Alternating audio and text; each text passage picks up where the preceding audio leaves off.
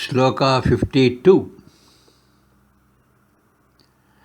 ಕಿಂ ಭಾಗ್ಯಂ ದೇಹವತಾಂ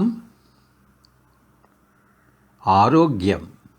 What is the greatest fortune for an embodied being? Sound health. 52ನೆಯ ಶ್ಲೋಕ.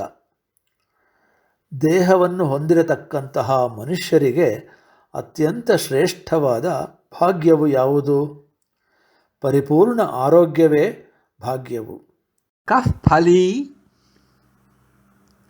ಕೃಷಿಕೃತ್.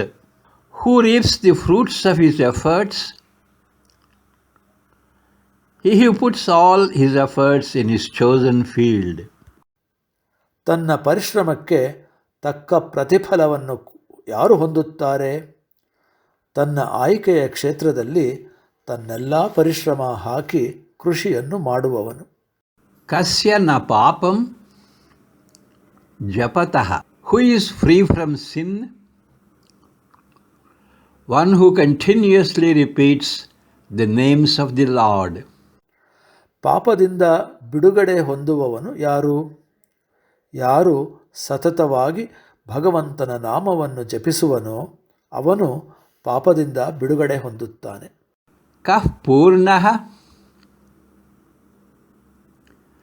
ಯಃ ಪ್ರಜಾವಾನ್ ಸ್ಯಾತ್. Who is said to have obtained fulfillment?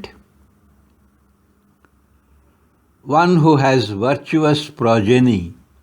ಯಾರನ್ನು ಪರಿಪೂರ್ಣತೆ ಹೊಂದಿದವನು ಎಂಬುದಾಗಿ ಹೇಳಲಾಗುತ್ತದೆ? ಸದಾಚಾರ ಸದ್ಗುಣ ಶೀಲವಂತ ಸಂತತಿಯನ್ನು ಹೊಂದಿದವನನ್ನು ಪರಿಪೂರ್ಣನು ಎಂದು ಹೇಳಲಾಗುತ್ತದೆ.